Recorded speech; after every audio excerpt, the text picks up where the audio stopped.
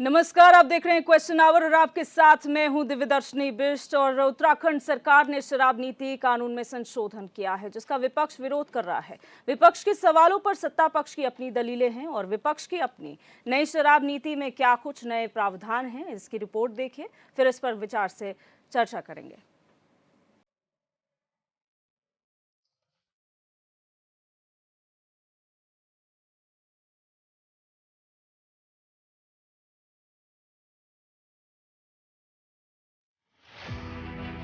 तो सुना आपने, यह गाना उत्तराखंड की नई शराब नीति पर एकदम सटीक बैठता है। शाम के वक्त मैखाना जाने की बात बीते जमाने की हो गई। अब नई बात यह है कि अगर आप उत्तराखंड में हैं तो घर में ही मैखाना खोल सकते हैं, लेकिन कुछ शर्तों के साथ। शर्त यह कि घर के जिस इलाके में आप मैखाना बनाएंगे उस इलाके में 21 वर्ष से कम उम्र का परिवार का कोई भी सदस्य नहीं जाए। शर्त यह है कि आपको आबकारी विभाग उत्तराखंड को 12,000 रुपए प्रति वर्ष देना हो। शर्त यह है कि घर में बने मैखाने में आप किसी बाहरी को बैठाकर दारू नहीं पिला सकते और न ही उसे बेच सकते। देखिए, उत्तराखंड सरकार द्वारा जो 19 वर्ष 2023-24 के लिए आबकारी नीति घोषित की गई है, उसमें आपके पर्सनल कंजम्पशन के लिए घरों में भी जो बार की सुविधा देने का प्रावधान किया गया है। इसमें नियम ये है कि जो भी व्यक्ति ये लाइसेंस लेना चाहता है उसको अपने पिछले 5 सालों का इनकम टैक्स रिटर्न प्रस्तुत करना होगा। वो रिटर्न प्रस्तुत करने के बाद कुछ फॉर्मेलिटीज़ और हैं, उनको पूरा करने के बाद एक लाइसेंस जिलाधिकारी महोदय द्वारा जारी किया जाएगा, जिसमें 12,000 रुपये साल की फीस है और फिर एक निश्चित मात्रा शराब की वो अपने घर में व्यक्तिगत उपयोग के लिए रख सकेंगे। जैसे कि IMFL भारत निर्मित विदेशी मदिरा 9 लीटर, इम्पोर्टेड ओवरसीज मदिरा 18 लीटर, वाइन 9 लीटर और बियर 15.6 लीटर, इतनी मदिरा वो व्यक्तिगत उपयोग। बस खास बात यह है कि सारी मदिरा व्यक्तिगत उपयोग के लिए, इसका कोई कॉमर्शियल उपयोग नहीं किया जा सकता। मतलब जो व्यक्ति 5 वर्षों से ITR भर रहा है उसे ही लाइसेंस दिया जाए। और क्या शर्तें रखी गई हैं वो भी देख लें, फिर बताएंगे पूर्व सीएम हरीश रावत और बीजेपी वाले भाई साहब ने क्या प्रतिक्रियाएं दी है। उत्तराखंड में नई शराब नीति। घर में बार बनाकर रख सकते हैं 50 लीटर शराब। घर में बार खोलने का लाइसेंस देने का प्रावधान। घर में बार के लिए करना होगा ऑनलाइन आवेदन। लाइसेंस के लिए 1 वर्ष में देना होगा 12,000 रुपए। शर्तों के रूप में धारक इसका उपयोग व्यक्तिगत करे।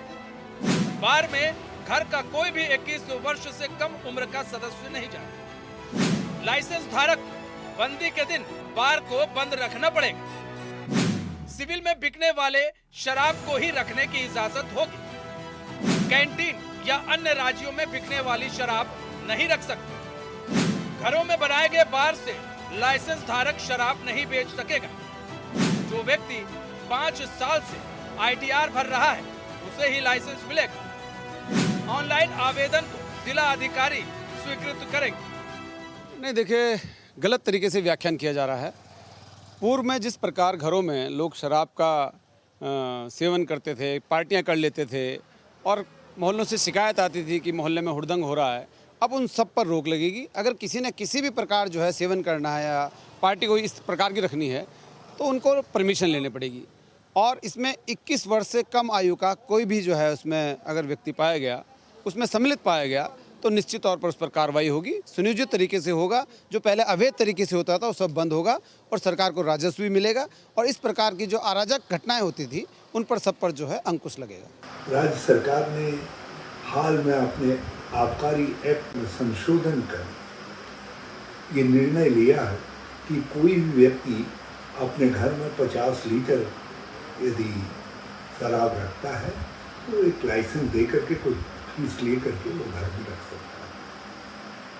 मतलब अब उत्तराखंड के हर घर तक शराब की पकड़ हो जाएगी। पहले ही गांव, दूर दूर के इलाके नशे की गिरफ्त में आ रहे हैं उससे लोग चिंतित थे।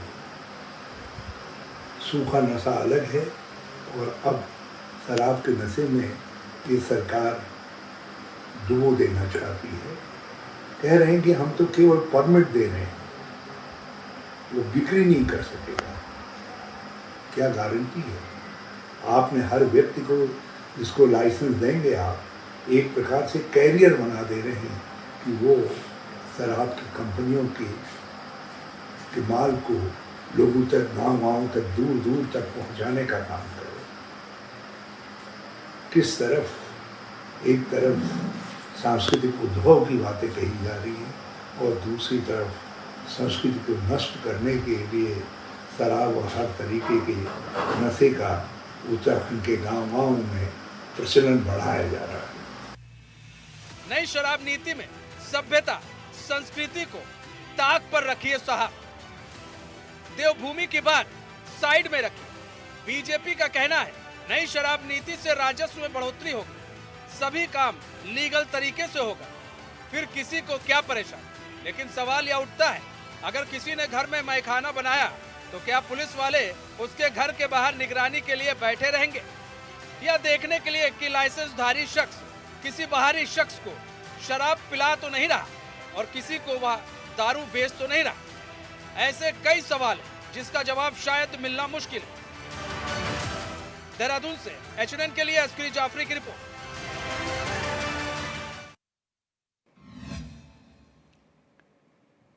तो अब जैसा बीजेपी कह रही है हुड़दंग ना मचाना और घर में ही खोलो मैखाना, तो आज ये इस डिबेट का विषय है और तमाम मेहमान इस चर्चा का हिस्सा बन चुके हैं। उनका इंट्रोडक्शन आपसे करा देते हैं। हमारे साथ बीजेपी प्रवक्ता रविंद्र जुगरान जुड़ चुके हैं, मोहन कालाजी कांग्रेस प्रवक्ता हैं, डॉक्टर पंकज पेनुली यूकेडी नेता हैं और रेणु डी सिंह सामाजिक कार्यकर्ता हैं और जय सिंह रावत जी वरिष्ठ पत्रकार हमारे साथ जुड़ चुके हैं लाइव।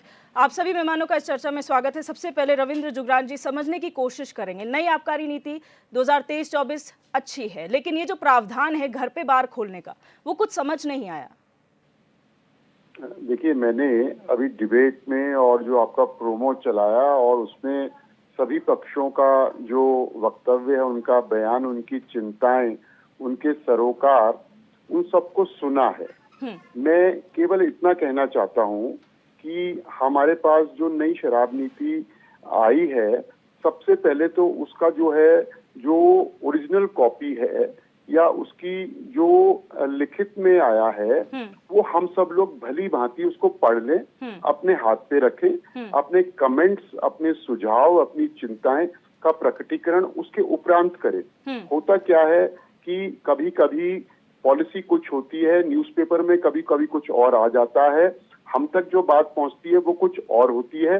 तो हमारे कमेंट्स जो हैं और हमारे सुझाव, हमारी चिंताएं स्वाभाविक रूप से फिर उसी के अनुसार होती है। मैं केवल इतना कहना चाहूंगा, जो भी नई शराब नीति आई है, अगर हमारे जो विपक्षी दलों के सम्मानित साथी हैं, हमारे कांग्रेस के मित्र हैं, हमारे यूकेडी के मित्र हैं, सभी लोग बहुत चिंतित रहते हैं उत्तराखंड के सरोकारों के प्रति, बड़े कमिटमेंट है उनका और उनकी चिंताएं वाजिब है।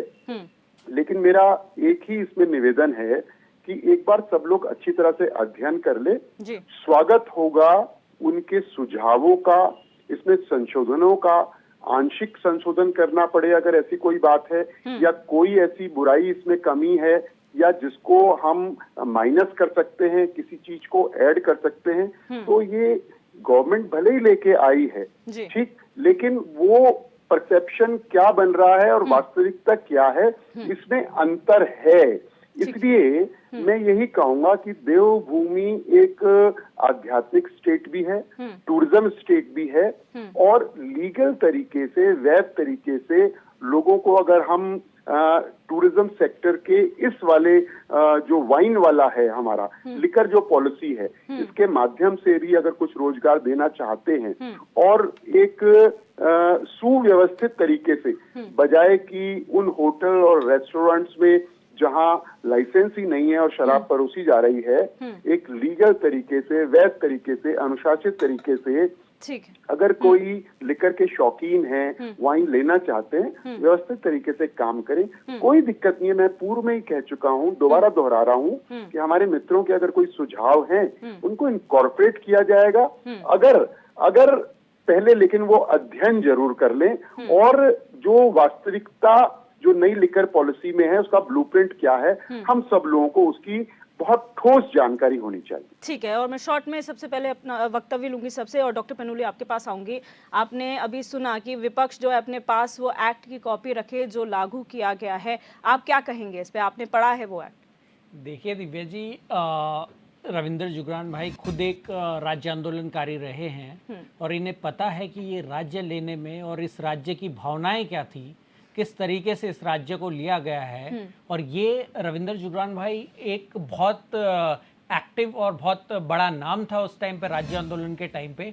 अगर इनके ये विचार हैं कि उत्तराखंड के टूरिज्म को हम शराब से अगर लीगलाइज कर रहे हैं और उसके बाद ये अगर इस शराब नीति का डिफेंड कर रहे हैं, तो आई एम सॉरी, मेरे को रविंद्र जुगरान भाई का कोई दूसरा ही रूप दिख रहा है।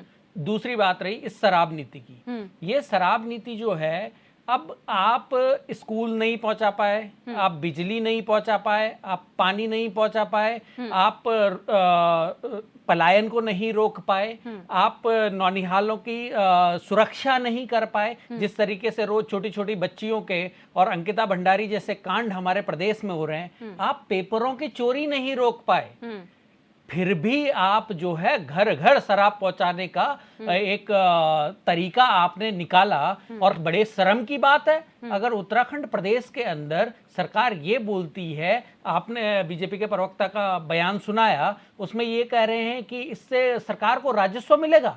यही रह गया था उत्तराखंड में एक, जिसमें अब राजस्व लेने की बात, अब हम घर घर में शराब और छोटे छोटे बच्चों को शराब पिला के फिर उससे 21 साल से ऊपर नहीं जाएगा। वो आपको 21 साल से ऊपर कैसे प्रोहिबिट कर लोगे आप अपने घर के अंदर?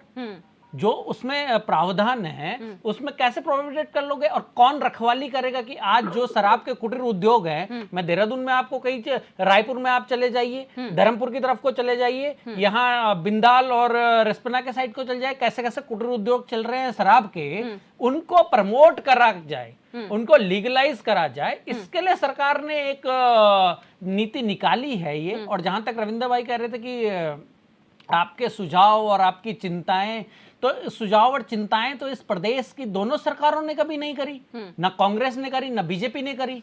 ये दोनों, कोई डेनिस लेके आया, कोई हिलटॉप लेके आया प्रदेश में, बजाय इसके कि IIT, NIT, AIIMS, medical college, engineering college, basic school जो हमारे हैं उनको अच्छा करा जाए, इंटर कॉलेजेस को अच्छा करा जाए, आईआईटी, यूआईटी, एजुकेशन, हेल्थ, रोजगार, इन सारी चीजों को छोड़ते हुए दोनों सरकारों ने हमेशा राजस्व के लिए शराब को सस्ता एक हथियार अपने उसमें समझा है। और निश्चित तौर से ये कंडम करने लायक शराब नीति है, जिसमें आप जो है एक तरफ तो देवभूमि की बात करते हैं, एक तरफ आप सांस्कृतिक राष्ट्रवाद की बात करते हैं, और दूसरी तरफ देवभूमि जैसी पवित्र धरती को, जहां पे ऋषिकेश, हरिद्वार, चारों धाम हमारे हैं, और केवल हिंदू धर्म के ही आस्था के केंद्र नहीं है, यहाँ पे सारे सिख धर्मों के, सिख, मुस्लिम, ईसाई, सारे धर्मों के यहाँ पे एक पवित्र स्थल है। अगर आप उनको नहीं बचाना चाहते हैं, और उसके हिसाब से आपको तो यहाँ पे प्रोहिबिट करना चाहिए। जब बिहार में हो सकता है, गुजरात ड्राई स्टेट हो सकता है, तो व्हाई नॉट उत्तराखंड? बिल्कुल। मोहन काला जी, डेनिस का आरोप कांग्रेस पर भी लगा था, पहले डेनिस और अब नई आबकारी नीति से घर घर शराब, आप कैसे कंडेम करेंगे? कांग्रेस कैसे इसका जवाब देगी? देखिए, सबसे पहले तो मैं आपके चैनल के माध्यम से जो नई शराब नीति और जो अब घर घर में, कि भाई अब तो घर घर में जिस तरीके से शराब का चलन अब घर घर तक पहुंचाने का, और मैं आपके चैनल के माध्यम से कहना चाहता हूं, जिस तरीके से अभी भारतीय जनता पार्टी के बहुत ही सम्मानित जो वरिष्ठ आंदोलनकारी भी रहे हैं, वो भी बता रहे थे, बोल रहे थे, ये अगर हम सुझाव ले दें भी, या सुझाव की बात भी आए, तो सुझाव दें किसे और कितनी बार दें सुझाव? ये कोई पहली बार शराब प्रेमी काम नहीं हो रहा है, पहली बार कोई शराब माफियाओं के संरक्षण का काम नहीं हो रहा है। इसी प्रदेश के अंदर हमने देखा कि किस तरीके से त्रिवेंद्र जी की सरकार में पूरे पहाड़ों के अंदर मारुति केबों के अंदर शराब पहुंची, ये किसी से छिपा नहीं है। यमुनोत्री, गंगोत्री, बद्रीनाथ, केदारनाथ, ये 4 जोन ऐसे थे जो पूरी तरह से सेंसिटिव थे और पूरी तरीके से प्रतिबंधित थे, वहां पर भी मारुति केबों से जो है शराब पहुंची, ये किसी से छुपा नहीं है। आप ही ने इसी प्रदेश के अंदर सुप्रीम कोर्ट के अगेंस्ट जाकर सुप्रीम कोर्ट ने बाकायदा ये कहा कि हाईवे पर जो है शराब के ठेके नहीं खुलेंगे। आपने सुप्रीम कोर्ट के एक्ट के खिलाफ जाकर, सुप्रीम कोर्ट के खिलाफ जाकर आपने राष्ट्रीय राजमार्गों को स्टेट मार्ग में आपने तब्दील कर कर जो है वहां ठेके खुलवाए, और जहां स्टेट हाईवे था उसको डिस्ट्रिक्ट हाईवे में तब्दील करके आपने वहां शराब वहां पहुंचाने का काम किया। आप देवभूमि के अंदर जो ऋषिकेश या हरिद्वार में सबसे पवित्र स्थल जहां माना जाता है, जहां मां गंगा का वास है, वहां ऋषिकेश के अंदर आप अगर देखेंगे ढालवाला में शराब पहुंच जाती है। श्यामपुर हरिद्वार के नजदीक में श्यामपुर है, रायवाला है, वहां शराब पहुंच जाती है। बद्रीनाथ, केदारनाथ, यमुनोत्री, गंगोत्री में शराब पहुंच जाती है। और अब तो हद हो गई साहब, अब हद ये हो गई कि अब आप ये कह रहे हैं, अभी मैं सुन रहा था भारतीय जनता पार्टी के प्रवक्ता जो भाजपा कार्यालय से उनसे कह रहे थे कि अब उड़दंग सड़कों पे नहीं होगा। भाई अब तो आपने घर के अंदर ही उड़दंग मचा दिया, अब सड़क पे उड़दंग क्यों होगा? ठीक है, कैसे घर की बहन बेटियां सुरक्षित रहेंगी? मैं पूछना चाहता हूं भारतीय जनता पार्टी के लोगों से, अगर आप हमारे साथ में यहाँ पर बहुत ही सम्मानिता जो सामाजिक कार्यकर्ता के रूप में एडवोकेट रेणु डी सिंह जी यहाँ पर हैं, वो जब अपनी वक्तव्य पर आएंगी तो वो बताएंगी, अगर आप उत्तराखंड के राजधानी देहरादून के थानों के अंदर अगर सर्वेक्षण कर लें, थानों का अगर निरीक्षण करा लें, तो सबसे ज्यादा प्रकरण जो बहन बेटियों के साथ होते हैं वो नशे की लत में, नशे में चूर होकर होते हैं। आप कैसे बताएंगे कि बहन बेटी सुरक्षित रहेंगी? और अब आपने कहा कि 50 लीटर शराब घर में रख सकते हैं। अरे आप तो कह रहे थे घर घर नल, पर आपने तो घर घर शराब पहुंचा दी। ठीक है, अब आप बेरोजगारों से और करेंगे भी क्यों नहीं? क्योंकि इस प्रदेश की बेरोजगारी दर 8.8 से बढ़कर ज्यादा हो गई है। अब भाई बेरोजगार नशे में रहेगा तो भाई वो रोजगार के लिए बात कोई करेगा? ठीक है, बेरोजगार जब नशे में चूर घर में पड़ा रहेगा, ना वो रोजगार की बात करेगा, ना वो स्वास्थ्य की बात करेगा, ना वो शिक्षा की बात करेगा, ना ही वो आपसे अधिकारों पर बात करेगा। अब आपने कहा भैया 50 लीटर शराबे पी और घर में चूर रहे, कुछ मत पूछियो, ना रोजी, ना रोजगार, ना महंगाई, किसी पर बात मत करियो। बहुत ही निंदनीय है जिसे कहना चाहिए। रेणु जी, एक सामाजिक कार्यकर्ता के तौर पर, क्योंकि पहाड़ों में हमने देखा है शराब कोई नया मुद्दा नहीं है, महिलाओं ने बहुत विरोध किया है। अब इस नीति को आप किस तरह से देखती हैं? हर घर में शराब पहुंचना कितना सही मानती हैं? जी प्रियदर्शनी, मुझे लगता है कि मैं बिल्कुल सही मंच पर बैठी हूँ और मेरी बात अवश्य हमारी सरकार में पॉलिसी मेकर्स तक मेरी बात ज़रूर पहुँचेगी। मैं ये जो भी कुछ अब वक्तव्य अपना देने जा रही हूँ, ये जस्ट वक्तव्य नहीं है, बल्कि C20 में जो अभी हम लोगों ने जेंडर पॉलिसी, जिसमें मैं भी जेंडर एक्सपर्ट के तौर पे कोर वर्किंग ग्रुप में रही और लगातार एक्टिव रही, और जो हमारा वाइट पेपर हमने जो ड्राफ्ट किया है, जो हमने सरकार के साथ शेयर भी करा है, मैं बिल्कुल यहाँ पर दोनों ही जो मेरे साथी बैठे हुए हैं, मोहन काला जी, पंकज पन्नुली जी, युवा साथी जो यहाँ बैठे हुए हैं, मैं इनकी बात से बिल्कुल 100% सरोकार रखती हूँ। सबसे पहला सवाल करना चाहती हूँ, क्या सरकार ने महिलाओं से इसके ऊपर कोई पब्लिक कंसल्टिंग करी? क्या उन्होंने एक बार भी हमारे जो पहाड़ी ग्रामीण इलाके हैं वहाँ पर जाके महिलाओं का, पहाड़ी ग्रामीण छोड़िए, शहरी इलाकों में कितने प्रतिशत महिलाओं से उन्होंने कंसल्ट किया या उनके वोट लिए इस पॉलिसी को फाइनल करने के पहले? बंद कमरों में बैठकर बनाई गई पॉलिसी नहीं होती हैं, डिजास्टर के डिजाइन्स होते हैं। और वो कहते हैं ना, विनाश काले विपरीत बुद्धि, ये वही उसका एक बिल्कुल जीवंत उदाहरण दे दिया है। मैं किसी भी पार्टी की तरफ से नहीं हूँ, मैं एक स्वतंत्र एक्टिविस्ट हूँ और जेंडर इश्यूज पे काम करती हूँ। ये पॉलिसी सीधे सीधे जेंडर सेफ्टी के ऊपर काला धब्बा बन गया है, जेंडर सेफ्टी पे ग्रहण लग जाएगा। जब घर के अंदर 50-50 लीटर हर घर में शराब आपने पहुंचा दी, आप बेशक कह रहे हैं कि ये बेचने के लिए नहीं है, ये व्यक्तिगत यूज के लिए है, लेकिन जो व्यक्ति 50 लीटर शराब का सेवन करने के लिए स्वतंत्र है घर में, और बिल्कुल एक बड़ी हास्यास्पद सी बात ये भी मुझे समझ में आ रही है, जो भी सुन रही हूँ अपने अन्य जो सरकार के वक्ताओं ने जो बात कही, देखिए बहुत सारी चीज़ें बहुत अच्छी कर रही है सरकार। जैसे यूसीसी का लाया जाना, ये अच्छा कार्य था। हम महिलाओं ने इसमें बहुत साथ दिया सरकार का। हमने जगह जगह जाके अवेयरनेस करा, जगह जगह जाकर लोगों को बताया कि यूसीसी क्यों आना चाहिए। लेकिन अब कितनी शर्म की बात है कि आबकारी पॉलिसी ऐसे समय पर लाके रख दी गई है जबकि जम करके 2024 के चुनाव सर पर हैं और जम करके इस शराब का दुरुपयोग होगा और उसका शिकार कौन बनेंगी? हमारी माताएं, बहनें, हमारी बच्चियां और हमारे बच्चे। ये जो अगर एक और लॉजिक यहाँ पे कहना चाहूंगी प्रियदर्शनी जी, जो इन्होंने ये कहा कि फिर सड़क पे हंगामे नहीं होंगे, फिर ऐसा नहीं होगा, ये मतलब ऐसी इतनी ज्यादा रिडिकुलस स्टेटमेंट्स देना, ये बहुत ही नॉन सीरियस एटीट्यूड दिख रहा है मुझे। आप अगर मान लीजिए हम कहते हैं कि ड्रग्स, हार्ड ड्रग्स की बात कर लीजिए, अगर वो बुरी है लेकिन गांव में 50% से भी अधिक युवा ड्रग्स यूज कर रहा है या लोग यूज कर रहे हैं। अब तो लड़कियां, स्टूडेंट जो बाहर की आई हुई हैं वो भी यूज कर रही हैं। तो आप ड्रग्स को रोकने के लिए घर घर में ड्रग्स का अड्डा बना देंगे? आप कहेंगे कि घर घर में ड्रग्स रखो ताकि सड़क पे ना जाना पड़े, घर में ही ड्रग्स ले लो। ये बड़ा सवाल है। ये कहीं लॉजिक भी तो यूज कर लीजिए, कहीं थोड़ी सी बुद्धि लगाई होती। अब मैं ये भी बता दूं, 33% महिला का पॉलिटिकल स्टेक आ गया, रिजर्वेशन आ गया, स्टेक तो नहीं, रिजर्वेशन ही बोलूंगी, आ गया। वो तो 2027 के बाद लागू होगा, लेकिन यहाँ पे आपको एक जीवंत उदाहरण दिख रहा है ना, क्योंकि कोई महिला से तो पूछा नहीं, कितनी महिला सांसदों ने इसके लिए हाँ बोली है। मुझे बिना आरटीआई के यदि ऐसे ही हमारी माननीय सरकार और हमारे माननीय अधिकारी और हमारे माननीय नेतागण सिर्फ मुझे ये बता दें कि इस पॉलिसी को बनाते समय कितने प्रतिशत महिलाओं ने इसके यस में वोट किया है, वो दे दें। ड्राफ्ट मैंने पूरा पढ़ लिया, मैं पूरा पढ़ के सब कुछ जान के यहाँ पर आई हूँ। बिल्कुल, it's the most non serious step ever as taken by government and let me tell you the repercussions will go too फार।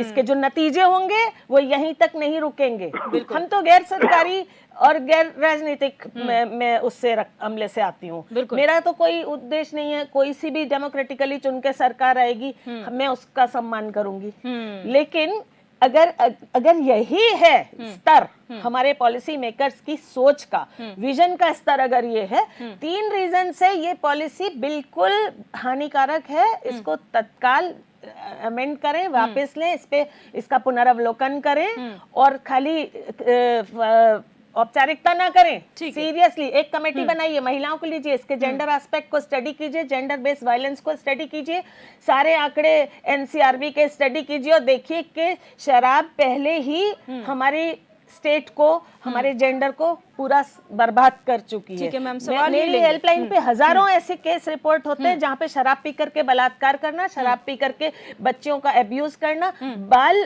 यौन शोषण किया जाना, शराबियों के द्वारा सड़क पे दुर्घटनाएं करना। क्या बात कर रहे हैं आप लोग? बुद्धि भ्रष्ट हो गई है बिल्कुल ही। ठीक है, सवाल ले लेंगे मैम। जय सिंह रावत जी, यहाँ पर एक कहावत थी, वो बोलनी नहीं चाहिए लेकिन सूर्यास्त पहाड़ी मस्ती है। उत्तराखंड में ये कहावत बहुत प्रचलित थी जिसको लेकर महिलाएं पहाड़ की बहुत परेशान थी, लेकिन अब घर घर जो है वो शराब अगर पहुंचेगी 50 लीटर, तो क्या आप ये सेफ मानते हैं चाहे नीति कुछ भी हो?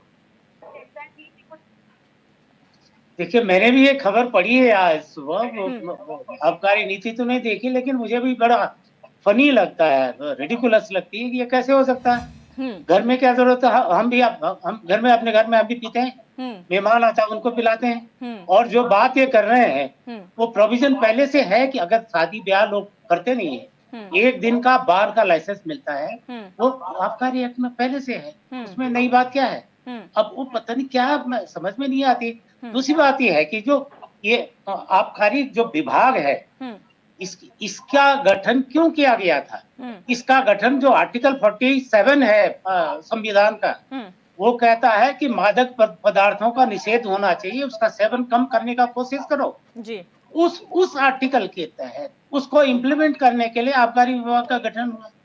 और आपको बजाय उसको करने के आप उसको इनकरेज कर रहे हैं। साफ लिखा हुआ है आर्टिकल 47, राज्य मादक पेय और नशीले पदार्थों का निषेध करने का प्रयास करेगा। और यही इस विभाग के प्रियम्बल में भी लिखा हुआ, आप जाके उसका वेबसाइट पढ़ो, वही लिखा हुआ है। अब एक तरफ आप कहते हैं इनका काम होना चाहिए था कि लोगों को निषेध करने के लिए उसका प्रचार करते हैं, उसके क्या नुकसान है, जहां तहां होर्डिंग लगाते हैं और सारी चीजें करते हैं, अखबारों में करते हैं, वो करने के लिए साहब की अब रेवेन्यू बढ़ाना, एक बात ये है।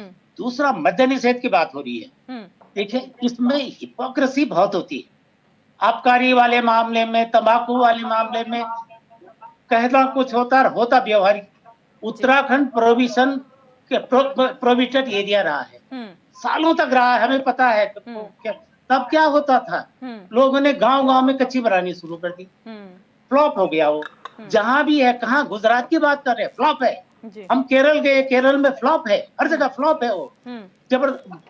तो वो सर, बिहार में, मैं अभी पटना से होके आ रहा हूँ, लोग कह रहे हैं कि वहाँ स्पीरियस शराब से मर रहे हैं लोग, वहाँ प्रोविजन कर रखा दुनिया दिखाने के लिए अपने को, लोग सब कर रहे हैं। और जो चीज 700-800 में मिल सकती है, 2-2 हजार में आ रही, क्योंकि लोग झारखंड से वहाँ शराब लेके आ रहे हैं।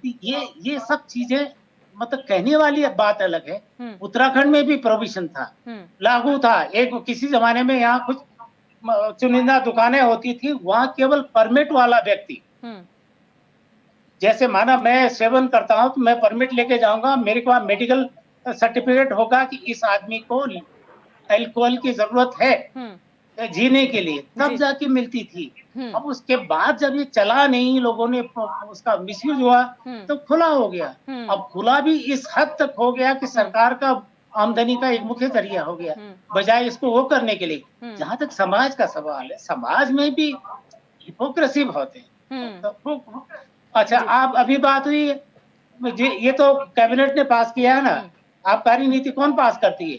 कैबिनेट में महिला बैठी हुई है, उसमें भी महिला है, आपका विधानसभा में महिला है, क्या कितनी बात होती है उसकी? ये वाली बात है। तो वो व्यवहारिक बात ना सरकार तो करती है, हिपोक्रेसी मानते हैं इस पूरे डिसीजन। पॉलिटिकल लीडर्स होते हैं ना, सामाजिक संगठन करते हैं। यस जी, रविंद्र जुगरान जी, बहुत सारे सवाल हैं और मेन 3 सवाल ये हैं कि जो आबकारी नीति आई है, जो नई पॉलिसी है, वो अपनी जगह है, उसमें कई प्रोविजंस ऐसे, आपने सेस का प्रोविजन किया है, वो ठीक है, आपने जो लिकर का रेट है वो और स्टेट से कम कर दिया है, जिससे जो है इलीगली ना लाई जा सके, वो भी ठीक है। लेकिन आप इस प्रोविजन को कैसे मॉनिटर करेंगे कि हर घर में बार खुल जाएगा और ऐसी जगहों पर, हरिद्वार, ऋषिकेश जैसे जगहों पर जहां पर बार प्रोहिबिटेड हैं, वहां अगर घर में शराब रखनी शुरू कर दी गई तो फिर कैसे मॉनिटरिंग होगी? देखिए एंकर महोदया जी, मैंने तो शराब नीति के ड्राफ्ट को ईमानदारी से कहूं तो नहीं पढ़ा है, और ऑल ऑफ अ सडन अभी 15 मिनट पहले आपके ऑफिस से फोन आया कि आपको हमारे यहाँ जुड़ना है, और मुझे विषय भी बहुत ज्यादा स्पष्ट नहीं था। मैंने आपके चैनल पे ही डिबेट्स में और प्रोमो में सारी बातें अभी समझी हैं। जो मोटा मोटा मैंने अखबार में पढ़ा है, मैं सबसे ये निवेदन करता हूं, सबके सुझावों का और चिंताओं का सम्मान करते हुए, विशेषकर मैडम रेणु डी सिंह और हमारे जय सिंह रावत जी, मोहन काला जी और पेनुली जी, चारों लोग बहुत पते की बात कर रहे हैं। मैडम रेणु सिंह जी का जो सुझाव है, उनकी जो चिंताएं हैं, वो वाजिब हैं कि उत्तराखंड जो है, उत्तराखंड आज भी उत्तराखंड की अगर आर्थिकी, सामाजिकी और संघर्ष की धुरी है तो महिला है। महिला ही सबसे ज्यादा उत्पीड़ित है, तो महिलाओं का पार्टिसिपेशन, उनका एक्नॉलेजमेंट मैक्सिमम होना चाहिए था। कितना हुआ है, क्या हुआ है, मुझे नहीं मालूम। दूसरी बात, एक्चुअली में इसका ड्राफ्ट है क्या, ये जो हम लोग कंफ्यूज कर रहे हैं कि 1 दिन का लाइसेंस हमको घर में पार्टी वार्टी करने के लिए मिलता था, वो प्रोविजन पहले से था। अब ये जो प्रोविजन है, ये एडिशनल क्या प्रोविजन है, इसको चेक करना पड़ेगा। लेकिन मैं आपको बताऊं, आज से 7 साल पहले मैंने उत्तराखंड हाई कोर्ट में एक PIL दायर करी थी कि इलेक्शन कोड ऑफ कंडक्ट जिस दिन लगता है और जिस दिन वोटिंग होती है, मतदान तक, इसको शराब को मद्य निषेध कर दिया जाए, प्रोविजन। हाई कोर्ट ने इसको जो है अपना चुनाव आयोग को भी लिखा, मामला सुप्रीम कोर्ट तक गया। मेरी पिटीशन को सुप्रीम कोर्ट ने सुनवाई करते हुए कहा कि आप बहुत लेट आ रहे हैं, इशू बहुत अच्छा है। अरे बहुत अच्छी बात है, हम सब लोग जो है मद्य निषेध डिपार्टमेंट ही इसके लिए खुला था कि मद्य का निषेध होना चाहिए, लेकिन अब देखिए कॉन्ट्रोडिक्टरी हो जाता है। एक तरफ मद्य निषेध डिपार्टमेंट है, दूसरी तरफ आबकारी विभाग भी है। यहाँ सबकी चिंताओं से, सुझावों से सहमति व्यक्त करते हुए अपने को जोड़ता हूं और मैं सबसे निवेदन करता हूं कि क्यों ना आप लोग अपने अपने सुझाव जो हैं वो आबकारी मिनिस्टर और आबकारी सेक्रेटरी को भेजें और उसमें अगर कुछ बेटरमेंट के लिए जो जेंडर का इश्यू बताया, जो हमको जेंडर सेंसिटिव होना है, क्योंकि उत्तराखंड में तो सब कुछ मातृशक्ति है, आज भी मातृशक्ति है। बिल्कुल रविंद्र जी, ये जो टॉपिक उठा है वो सिर्फ और सिर्फ यहाँ पर जो है एक तरीके से अवेयरनेस क्रिएट करने के लिए और समझने की जरूरत है। जैसे आप कह रहे हैं कि अभी तक आपको नहीं पता, वैसे कई लोग होंगे जिन्हें नहीं पता है, तो जिन्होंने मैडम जस्ट लिसन जी देखिए, मुझे पता इतना है कि समाचार पत्र मैंने पढ़े, ठीक, मेरे पास ड्राफ्ट नहीं है, ड्राफ्ट में क्या है, रिटर्न में क्या है, पास क्या हुआ है, कैबिनेट में कौन सी शराब नीति को पास किया है। तो ये सब चीजों पे डिस्कस करने के लिए जब भी किसी भी पार्टी के प्रतिनिधि को आप लोग बुलाते हैं तो उसको कम से कम 6-8 घंटे पहले, जो वो 4 घंटे पहले वो सर, आप ड्राफ्ट को मंगा ले। माफ कीजिएगा पर हमने बहुत कांटेक्ट किया, ये हमारे डिबेट का रूल है कि हम पहले ही सबको इन्फॉर्म करके आते हैं, लेकिन आप लोग बिजी रहते हैं तो फिर अवेलेबिलिटी बहुत कम मिल पाती है। कोई दिक्कत नहीं है, लेकिन मैं बहुत विनम्रता पूर्वक विशेषकर श्रीमती रेणु सिंह जी के जो चिंताएं हैं, सुझाव हैं, मैं उसका पूरा सम्मान करता हूं। और काला जी ने भी जो बात कही है, ठीक है, आप लोग भी अपनी पार्टी के स्तर पर उसको रिव्यू करें, एक बार और अच्छी तरह से पढ़ें और इसमें कोई भी बात को आगे बढ़ाना है उत्तराखंड के हित में, यहाँ की मातृशक्ति के हित में, और साथ साथ जो है इन टोटलिटी, समग्रता में, इस देवभूमि के हित में, तो we are always welcome for the, क्या कहते हैं, जितने भी आपके आइडियाज हैं, सुझाव हैं, आपकी चिंताएं हैं, आपके ऑब्जेक्शंस हैं। इसीलिए तो स्टेट है कि हम एक दूसरे की बात सुने, समझें और अल्टीमेटली अगर कुछ कमी रह भी गई है तो उसका भूल चूक सुधार हो जाए, कोई दिक्कत नहीं है। डॉक्टर पेनुली, इस स्टेट में जहां पर पर्यटन महत्वपूर्ण है, धर्माटन की आपने बात की है, वहां पर आबकारी इतना जल्दी सेकंड लार्जेस्ट रेवेन्यू जनरेटिंग कैसे हो गया? यहां पर पहला टूरिज्म है, दूसरा आबकारी कब हो गया कि पता भी नहीं चला कि आप second largest revenue generating system बन गया आबकारी? देखिए दिव्या जी, अगर आपने देहरादून को पहले देखा होगा, स्टेट बनने से पहले 2000 से पहले, तो यहाँ पे ठेके कितने होते थे और आज कितने हैं? आज अगर आप घंटाघर से और जो रिस्पना पुल के पास तक, जोगीवाला तक जाएंगे तो आपको 5-6 ठेके मिल जाएंगे। जब जिस चीज की अवेलेबिलिटी ज्यादा होगी वो चीज उतनी ज्यादा बिकेगी, और हमेशा जो नेगेटिव चीज होगी उसके खिलाफ, उसके अगेंस्ट जो है आम नागरिक की जो ह्यूमन साइकी है वो उसके अगेंस्ट जल्दी अट्रैक्ट होती है। तो बुराई को जल्दी अडेप्ट किया जाता है बनस्पत अच्छाई के। तो इसी कारण से जो उत्तराखंड में पहले गांव में नहीं थे, जो मेरा बेसिक कॉन्स्टिट्यूएंसी है, वहां पे टिहरी में एक शराब का वो हुआ करता था, ठेका हुआ करता था, और जिसको पीनी होती थी वो वहां से लेके आता था। लेकिन जब टिहरी से लेके घनसाली तक 15 से 20 ठेके हैं आज की डेट पे, और ऐसे ऐसे इंटीरियर गांव में ठेके पहुंच चुके हैं जहां पे आप सोच नहीं सकते हो कि यहाँ पे भी ठेका हो सकता है, जबकि वो चारधाम का रूट है। उसमें भी आप बहुत सारी जगह देख लीजिए, आप ऋषिकेश का एग्जांपल ले लीजिए। कभी इस प्रदेश में रविंद्र भाई उसके वो हैं, प्रत्यक्षदर्शी हैं, राज्य आंदोलन के टाइम पे एक मुहिम चली थी, नशा नहीं रोजगार दो। उत्तराखंड के अंदर जब पहला जो धार मिली राज्य आंदोलन को, उसका नशा विरोधी ही था।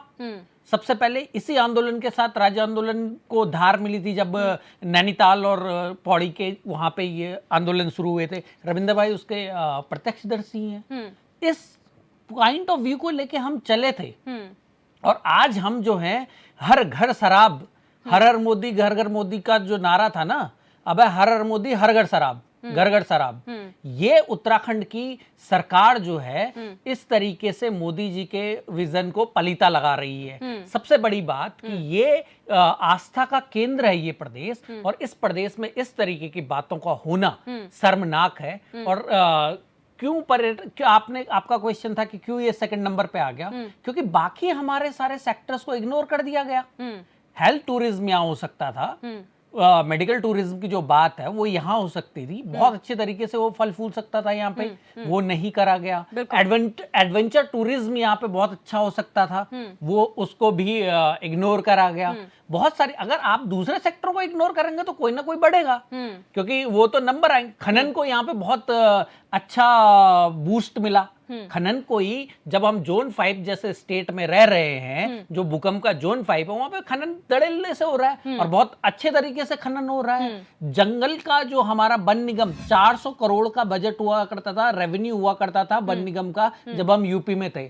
आज वो वन निगम कहाँ है, आज उसका रेवेन्यू कहाँ है? वो हमारा सेकंड रेवेन्यू हो सकता था, जड़ी बूटी हो सकता था, जैविक खाद हो सकती, जैविक वो हो सकता था, उत्पाद हो सकते थे, हमारे जो मिलेट्स है वो हो सकता था। जब ये सारे सेक्टरों को इग्नोर कर दिया जाएगा और एक अकेला, मैंने अभी कहा कि दोनों सरकारों ने, डेनिस और हिलटॉप, इसमें कोई सरकार नहीं है जिसने सरकार ने इन सारी चीजों की तरफ को आए हों। तो ये कलेक्टिव जो इन दोनों सरकारों ने उत्तराखंड को एक इजीएस्ट वे माना रेवेन्यू का, उस वजह से ये सेकंड पे आया। अदरवाइज कोई दूसरा कॉज नहीं है। सरकार की मंशा अगर होती तो यहाँ पे बहुत सारी चीजें सेकंड थर्ड में आ सकती थी। मोहन काला जी, मेंटालिटी की बात करते हैं यहाँ पर। मेंटालिटी, हमारे जब रिपोर्टर ग्राउंड जीरो पर गए तो वहाँ लोगों से बात की, उन्होंने कहा हर वार्ड में एक शराब का ठेका होना चाहिए, यानी कि 100 वार्ड 100 ठेके। तो आप मेंटालिटी समझ रहे हैं, जब आप घर में अलाउ कर देंगे तो फिर आप सभी इंटरेस्टेड रहेंगे कि घर में आप बार खोल दीजिए, 50 लीटर शराब रखने का आपको लाइसेंस मिल जाएगा। लेकिन आप जब कहते हैं, हरीश रावत जी ने, क्योंकि पेनुली जी ने डिस्कस किया, मिलेट्स हमारा हो सकता था, हरीश रावत जी आप कहते हैं कि उन्होंने प्रमोट किया, तो आप लोगों ने क्यों नहीं प्रमोट किया उसको? सेकंड लार्जेस्ट सेक्टर क्यों नहीं बनाया? आप ही लोग कहते हैं कांग्रेस ने बहुत काम किया, तो इन सेक्टर्स पे क्यों नहीं काम कर पाया? देखिए, हम जब हम क्या बोलते हैं डेनिस लेकर आए, अगर डेनिस पे आप देखेंगे तो हमने हमारे यहाँ स्थानीय जो हमारे जो फूड्स थे, हमने स्थानीय डेनिस में, अगर आप कहीं ना कहीं देखेंगे तो लोकल इस्पात पर था, लोकल उत्पादों पर था, लोकल उस पर था, पर जो हमारे यहाँ मुख्यमंत्री जी थे वो उस पर निगाहें रखे हुए थे और लोगों से बेहतर तरीके से उसको वो खुद मॉनिटरिंग उस पर कर रहे थे। लोगों की जब उस पर राय आनी शुरू हुई तो उस पर कहीं ना कहीं बदलाव होने के भी काम हुए। और अगर आप देखेंगे तो हमने मंडी समितियों के माध्यम से, ताकि जो है जो फ्रूट्स हमारे यहाँ बेकार जाते, चाहे माल्टा हो चाहे किन्नू हो, उससे ताकि हमारे यहाँ जो उत्तराखंड का, जैसे अभी जिस तरीके से आप रेवेन्यू पर चिंता कर रहे थे, उसी चीज को बढ़ावा देने के लिए कहीं ना कहीं हमने जो है डेनिस पर जो है, क्योंकि लोकल उत्पादों पर जो है हमने उस पर किया, हमने इस पर आपकी जो आज की जो आबकारी नीति के माध्यम से है, जिसमें आप इंपोर्ट विदेशी मदिरा 18 लीटर आप रख सकते हैं, हमने लोकल पर बात करी, आप विदेशी मात्रा पर बात कर रहे हैं। रही बात आपने जो कहा, बहुत चिंता का विषय है। और अभी आपने कहा कि हमने जब ग्राउंड जीरो पर रिपोर्टिंग करी तो दिव्य दर्शनी जी, बड़ा चिंता का विषय है। अगर मैं आपको घंटा घर से लेकर और चक्राता रोड बिंदाल तक लेकर जाऊं तो हनुमान मंदिर के 100 मीटर से दूरी पर भी आराघर एग्जाम्पल है सर, आराघर भी है, हनुमान मंदिर है आराघर पर भी, आप वहां भी देख सकती हैं। आप घंटा घर चक्राता रोड पर जहाँ प्रभात और कृष्णा सिनेमा है वहां पर भी देख सकती हैं। एक तरफ भगवान शिव का मंदिर है, एक तरफ संकट मोचन हनुमान जी का मंदिर है, और वहां के 100 मीटर का भी दायरा नहीं है। देसी ठेका है। उससे थोड़ा सा आगे चलेंगी तो बिंदाल पर ही इंग्लिश ठेका है। उससे थोड़ा सा आगे चलेंगी तो यमुना कॉलोनी के पास मिलेगा। तो यही सुनिए तो सवाल है, इसके बाद भी मैं बता रहा हूँ, आप लोग बता देते फिर चिंता जाहिर करते हैं। मैं आपको क्या बता रहा हूँ, सुन तो लीजिए ना। उसके बावजूद भी पर जिस तरीके से भारतीय जनता पार्टी के प्रवक्ता के तौर पर जो ऑफिशियली जो उनकी तरफ से बोल रहे थे, देखिए मैं रविंद्र जुगरान जी का बड़ा सम्मान कर यहाँ इस चैनल पर बैठकर कह दूं कर रहा हूँ, क्योंकि बहुत सेंसिटिव तरीके से और बहुत अच्छे तरीके से वो सारी चीजों को समझकर जो है अपनी बातों को रख रहे हैं। पर जिस तरीके से उनके जो ऑफिस से जो उनके प्रवक्ता ने बात कही, मैं कह रहा हूँ आप किस तरीके से मॉनिटरिंग करेंगे। इसी देहरादून के अंदर हमारे डॉक्टर साहब हैं, हमारी बहुत सम्मानिता रेणु सिंह जी भी हैं, अगर आपको भी जानकारी होगी, इसी देहरादून के अंदर बिंदाल नदी के अंदर अवैध शराब का कारोबार, जहां पर एसपी सिटी को कि इसे छुपा नहीं है।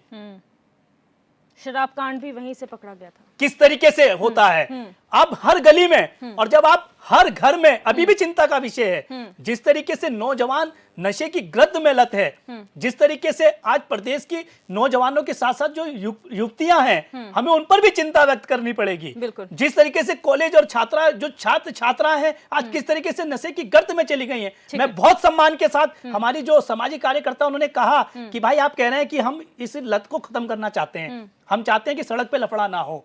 उन्होंने कहा कि भैया ड्रग्स लेते हैं लोग तो ड्रग्स घर घर पहुंचा देंगे क्या, कैप्सूल पहुंचा देंगे क्या? ठीक है, ये किस तरह की नीति है? रेणु जी, आपने अगर नीति बनाई है तो आप उस पर विचार भी कर सकते हैं। आप लीजिए ना सुझाव, आप सामाजिक कार्यकर्ताओं के सुझाव लीजिए, आप वरिष्ठ पत्रकारों के सुझाव लीजिए, आप राजनीतिक दलों से सुझाव लीजिए, पर सुझाव लेगा कौन? सरकार उस पर चिंतन करेगी ना, मंथन करेगी। मैंने भी आपसे कहा कि अगर हमारी धर्म नगरियों में जिस तरीके से शराब परोसी गई, ये चिंता का विषय है। कांग्रेस ने धर्म नगरियों में शराब परोसने का काम नहीं किया। हमने यमुनोत्री, गंगोत्री, केदारनाथ में धारी देवी के आसपास शराब पहुंचाने का काम नहीं किया। हमने पहाड़ में और मुझे लगता है अभी आपने जो कहा ना कि सूर्यास्त और पहाड़ी मस्त, क्योंकि भारतीय जनता पार्टी के प्रदेश अध्यक्ष जी ने भी एक बार यही बात कही थी और मुझे लगता है शायद उसी पर भारतीय जनता पार्टी अमल भी कर रही है। उनके ये हमेशा से कहावत, जब हम छोटे थे सर तब से ये कहावत सुनने में उन्होंने आ भी रही है। कहा था, पर आज जिस तरीके से रोजगार पर बात होनी चाहिए थी, मैं आपके चैनल के माध्यम से कहना चाहता हूं, जिस तरीके से शिक्षा पर बात होनी चाहिए थी, 3000 से ज्यादा सरकारी स्कूल बंद हो गए प्रदेश के अंदर, उस पर चिंता होनी चाहिए थी। जिस तरीके से आज नौजवान नशे की गर्त में, एक तरफ तो आप कह रहे हैं कि हम नशा मुक्त कार्यक्रम चला रही है सरकार, और एक तरफ आप युवाओं को कह रहे हैं कि भैया नशे में चूर रहो, अब उठना ही नहीं है। ठीक है रेणु जी, जब आप कहती हैं मैम कि आपने कितने % महिलाओं से यहाँ पर जो है सुझाव लिए हैं, क्योंकि हम लोग भी इस पे डिस्कस ही कर रहे हैं और खुद बीजेपी के प्रवक्ता कह रहे हैं अभी चीज़ें क्लियर नहीं है, जब पढ़ी जाएगी तो आखिर जब फ्रेमिंग का टाइम आता है उसी समय पर सारी चीज़ें क्लियर हो जानी चाहिए थी, तब एक्ट बनाया जाए था, आपको नहीं लगता? और कितना आपको % ऐसी लगती है कि अगर ले भी लिए सुझाव तो महिला इसके पक्ष में होंगी? जी बिल्कुल दिव्यदर्शिनी जी, आपका प्रश्न बहुत ही उचित है, बहुत आवश्यक है। 2-3 चीजें दिमाग में रखी जानी। पहली बात ये कि ये समय नहीं है जब इसको राजनीतिक मुद्दा बना करके एक दूसरे के ऊपर कीचड़ उछालें या पास्ट को कुरेदें, किसने क्या किया, क्योंकि तब जिसने किया या आज जो कर रहा है, शिकार हर बार जनता, आम जनता बनी है और हर बार महिला बनी है। जेंडर ही शिकार रही है, चाहे वो शराब की बात हो, चाहे वो ड्रग्स का हो, चाहे वो अपराध की बात हो, देह व्यापार जैसी चीजें जो चल रही हैं उनकी बात कर लीजिए। ये सारे जो सीरियस मुद्दे हैं इनको राजनीति से उठ करके सोचना होगा, इस पे मंथन करना होगा। और ये अभी भी नीति है, नीति को मैं कोई भी पॉलिसी को मैं कोर्ट में चैलेंज नहीं कर सकती, मैं इस पे PIL तो फाइल कर नहीं सकती, लेकिन मुझे माननीय रविंद्र जुगरान जी जो कि जिन्होंने की बहुत ही अच्छा एटीट्यूड अभी दिखाया और सम्मान भी प्रकट किया जेंडर के प्रति, उसके लिए मुझे अच्छा लगा, उनकी स्पिरिट देख के मुझे अच्छा लगा। तो मैं यही चाहूंगी कि जो सबसे पहला काम है वो ये दिमाग में फिर से रखिए, जो भी पॉलिसी मेकर्स की जो भी कमेटी बनी होगी जिसने ये पॉलिसी ड्राफ्ट किया होगा, फाइनल किया होगा, फिर से बैठें, पुनर्वलोकन करें और उसमें ये देखें कि जो इसका रेगुलेटरी पक्ष है, जो कि मेरे भाई ने अभी यहाँ पर बोला, मोहन काला जी ने भी बहुत सही बात बोली है, ये भी विद्वान है, पंकज पेनुली जी, और ये तो युवा लोग हैं, ये युवा लोग हैं, और ये भी कह रहे हैं कि जेंडर के साथ सबसे बड़ी ज्यादती हुई है, अन्याय हुआ है। ये जेंडर पे सीधे सीधे वायलेंस का लाइसेंस है, ये शराब का लाइसेंस नहीं है, जेंडर वायलेंस का लाइसेंस दिया जा रहा है, अल्कोहल बेस्ड क्राइम का लाइसेंस दिया जा रहा है, रोड पे अल्कोहल बेस्ड एक्सीडेंट्स का लाइसेंस आपने दे दिया है। तो इस पे फिर से विचार करें। ऐसी कोई पॉलिसी नहीं होती जो आबादी का, जो हम लोग आधी जनता है, आधी % आबादी के हैं, हम लोग आधे हैं, 50% आबादी का हिस्सा है महिला, ऐसी कोई सी भी पॉलिसी आज की तारीख में सस्टेन भी नहीं करेगी और ऐसी पॉलिसी को हम स्वीकार नहीं करते और इसके लिए हम आगे तक जाएंगे। यदि ये ऐसा होता है तो ऐसा कतई ना समझे कि महिला कमजोर है। याद दिला दूं 1970, मैं यहाँ पे एक्टिव हूँ, 1970 के दशक से एक्टिव हूँ गढ़वाल में। उस समय भी टिहरी और आपका पौड़ी के बहुत लार्ज हिस्सों में ये आंदोलन के रूप में उठाया गया था। आप लोग तब बालक रहे होंगे, लेकिन मैं तो 60 पार कर चुकी हूँ, तो आपको याद दिला दूं कि हम लोगों ने इसको, हमारी महिलाओं ने इसको मुद्दा बनाया था तब भी, और ये जेन्युइन है। ये कोई, इसको प्लीज पॉलिटिक्स में मत खींचिए। हमारे सर्वाइवल, हमारे एग्जिस्टेंस, हमारे अस्तित्व का सवाल है। अब जीने का अधिकार सबसे ऊपर है। राइट टू लाइफ जो है हमारे मूल अधिकारों में सबसे ऊपर है, और वो मौलिक अधिकार तो है ही है, साथ ही साथ वो फंडामेंटल ग्लोबल राइट है, सबका राइट है। तो इसलिए सम्मान से जीने का अधिकार अगर आप छीनेंगे महिला का, तो महिला के पास भी वोट का अधिकार है। 2024 बहुत दूर नहीं है।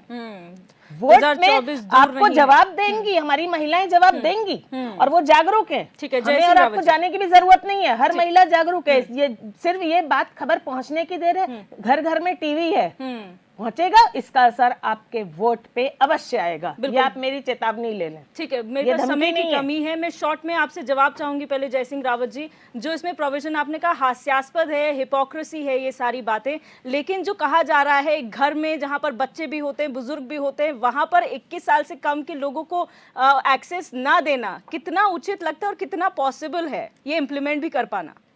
नहीं, वो व्यवहारिक नहीं है। मैं कह रहा हूँ व्यवहारिक नहीं। घर में जो पीता होगा तो पीता ही, बजाय वो सड़क पर पी के हंगामा करने के अपने घर में पिए तो ज्यादा बेटर है। एक बात। दूसरी बात, जो मैंने हिपोक्रेसी की बात की ना, मैं एक खबर सुना, अगर आप अलाउ करें मैं सुनाता हूँ आपको, है ना। स्टेट एक्साइज ऑफिसर फला Chauhan said that in Dehradun as many as 19 women traders have been awarded liquor licenses.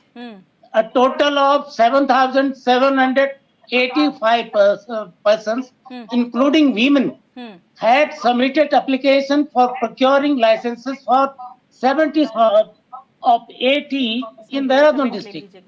और आगे सुनो, in Chamoli district, 2 of 12 liquor shops have been released to women.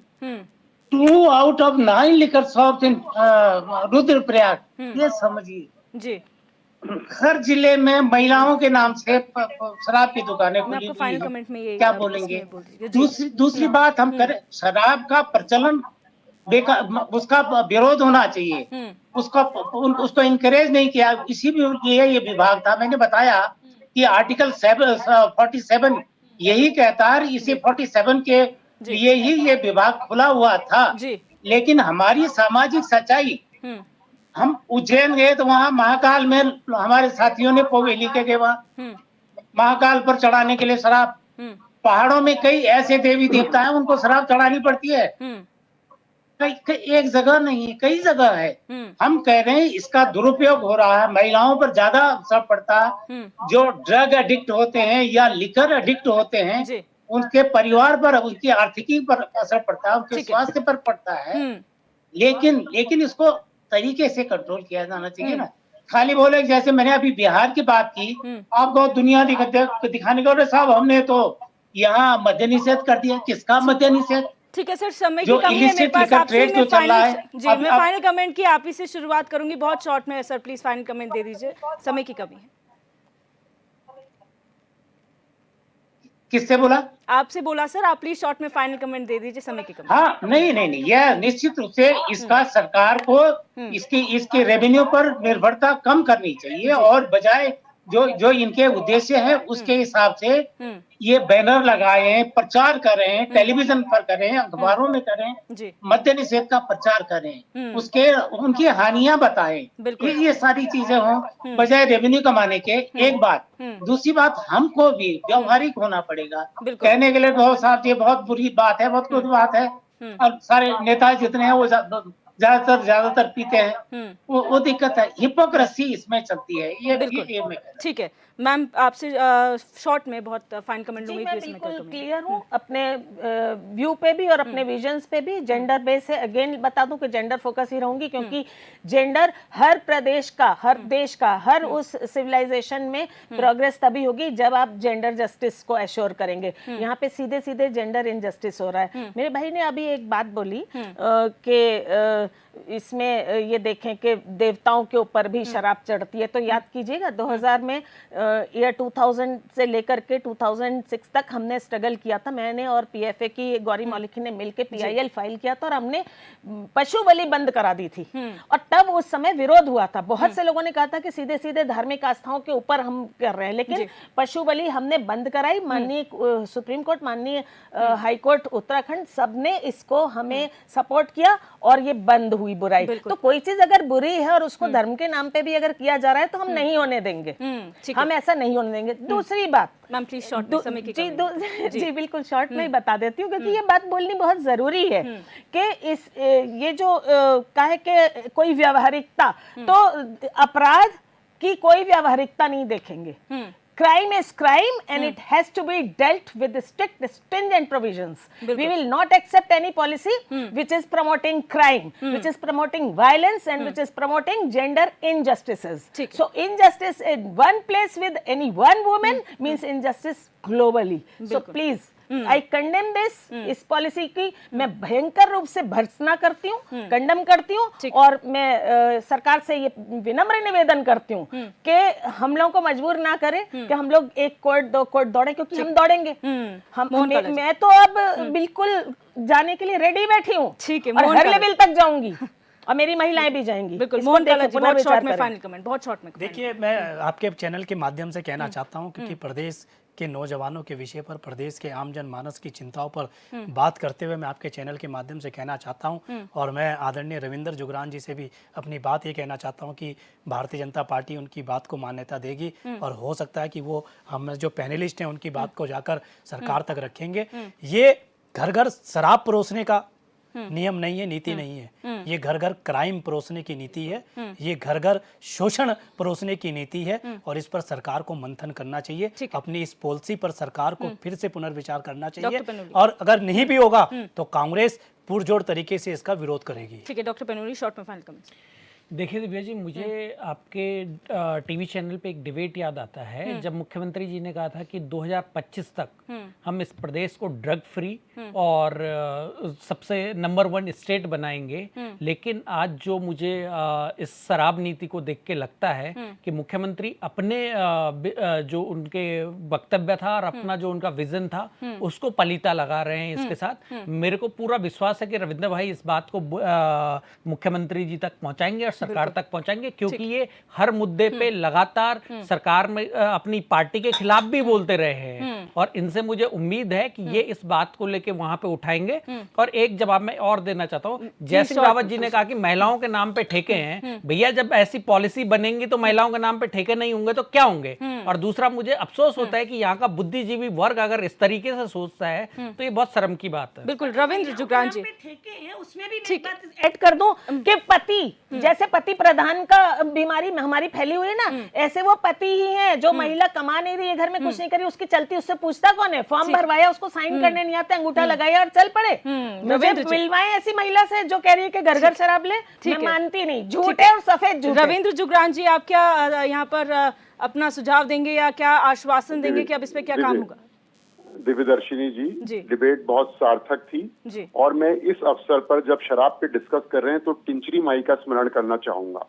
टिंचरी माई उत्तराखंड और उत्तर प्रदेश के अंदर एक सिंबल थी शराब के विरोध में, अवैध शराब के विरोध में आंदोलन खड़ा करके और एक भय का वातावरण ऐसे गुंडों के खिलाफ करने का। मैं अपने को पैनलिस्ट का सम्मान करते हुए उनकी चिंताओं से और सुझावों से अपने को संबद्ध करता हूं। ये आश्वस्त करता हूं कि आज की डिबेट के बाद 2 दिन के बाद, शनिवार इतवार छुट्टी है, गृह मंत्री जी का दौरा है, सोमवार के बाद जो है इस विषय को आगे बढ़ाऊंगा।